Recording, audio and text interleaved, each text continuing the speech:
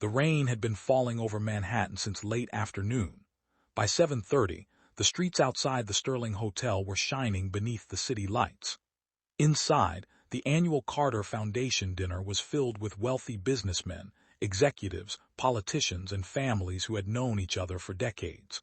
But Daniel Carter stood alone near the windows, 42 years old, a single father, a former military logistics officer, and a man who had spent the last 6 years raising his 10-year-old daughter Lily alone. His suit was simple, his tie was slightly loose, and in his hand was his phone. A message from Lily had just appeared. "Dad, don't forget to come home early." Daniel smiled. "I won't." "Promise." He put the phone away, then someone spoke behind him. "You're still doing that?" Daniel turned. An older man stood there, Richard Sterling, billionaire chairman of Sterling Global. Daniel smiled. "Doing what?" "Standing in corners." Laughed. "I like corners." Richard shook his head. "You've been alone long enough." Immediately understood where the conversation was going. "Richard, I'm serious. I have Lily." "You need more than Lily." Looked at him. "What more could I need?" Richard smiled. "A wife." Laughed. "I'm not looking." "That," Richard replied, "is exactly the problem." Daniel could answer. Richard's phone rang. He stepped away. Daniel shook his head. Some things never changed. Richard had been telling him for years that he needed someone. Daniel didn't agree. After losing his wife, Emma, he had stopped believing in love, not because he hated it, because he knew how much it hurt to lose it. Then a woman's voice came from behind him. "Father said you needed a wife."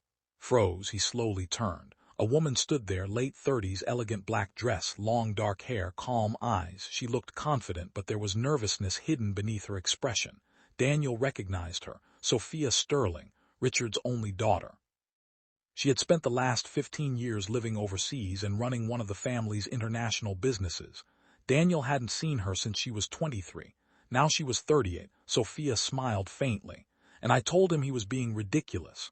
Laughed. "Good." She stepped closer. "Then I thought about it." Raised an eyebrow, and Sophia whispered, "He was right." Stared at her for several seconds. Neither spoke. Then Daniel smiled.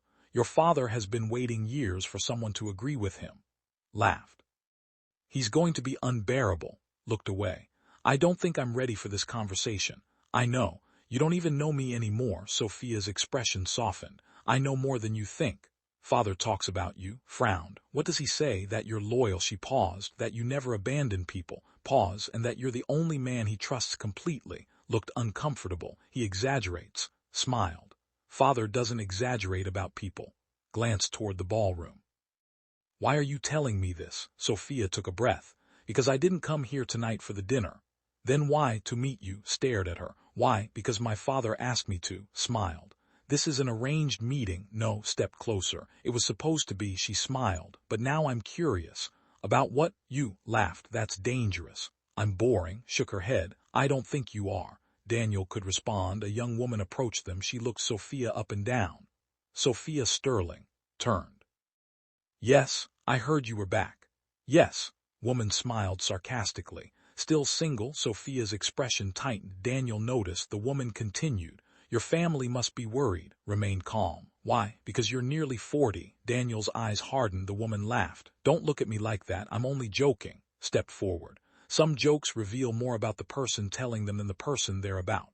Woman went silent. Sophia looked at Daniel, then smiled. "Thank you." Nodded. "Problem." Woman walked away. Sophia watched her disappear. "You always defend people. Only when they're being treated unfairly." Looked at him. "That explains a lot." "What?" "Why my father respects you." Smiled. Then his phone rang. Lily. He answered immediately. "Hey, sweetheart. You still at the dinner?" "Yes." "You meet anyone?" Daniel looked at Sophia. Sophia smiled. "Maybe." Lily gasped. "Really?" Daniel laughed. "I'll tell you when I get home." "Okay." She paused. "Dad?" "Yeah."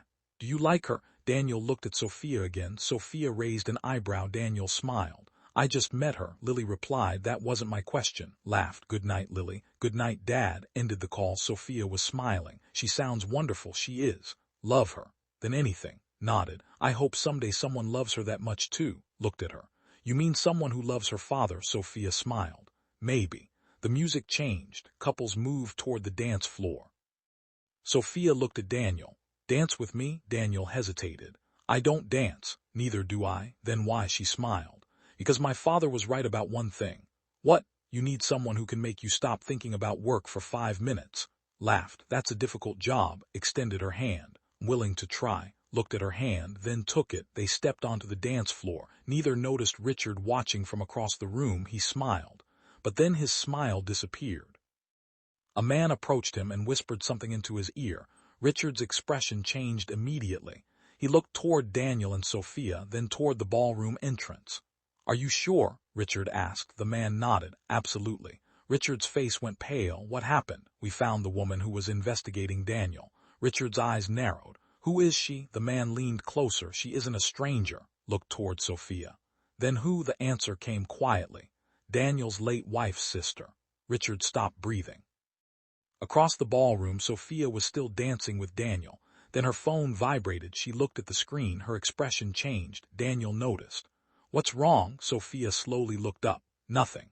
"You're lying." She hesitated, then showed him the message. It contained only one sentence. "Marry Daniel Carter." Daniel stared at the screen. Sophia whispered, "Someone doesn't want us together." Looked across the ballroom. "Who sent it?" Sophia shook her head. "I don't know." Then another message arrived. This one was worse. "Ask him what really happened to Emma." Daniel's face went completely pale. Because Emma wasn't supposed to have any secrets. At least, that's what he had believed for 6 years. Sophia looked at him. "Daniel." He slowly lowered the phone. "I think," he paused, "someone knows something about my wife's death." Across the ballroom, Richard Sterling was already walking toward them, because he knew the truth, and he knew that if Daniel discovered it tonight, the family he had spent years protecting would never be the same again.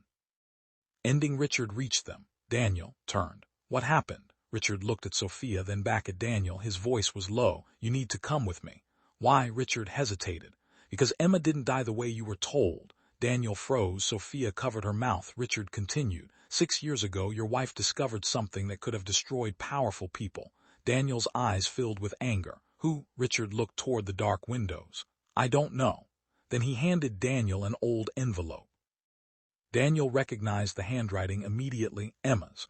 On the front were 4 words, "For my husband." When ready, Daniel's hands began shaking. He looked at Sophia. She whispered, "Open it."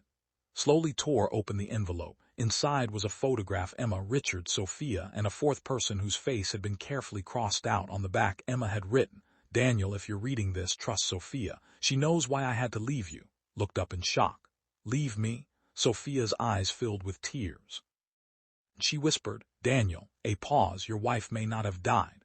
Ballroom suddenly seemed silent. Daniel stared at her. "What did you just say?" Sophia looked toward the doors. "She may have disappeared." Then Daniel's phone rang. Unknown number. He answered. A woman's trembling voice whispered, "Daniel." He froze. He knew that voice. His entire body went cold. It was the voice he had heard in his dreams for 6 years. "Emma." Silence. Then the woman whispered, "Sorry." The call ended. Daniel stood completely still. Sophia grabbed his hand. Richard looked toward the exit. And Daniel finally understood.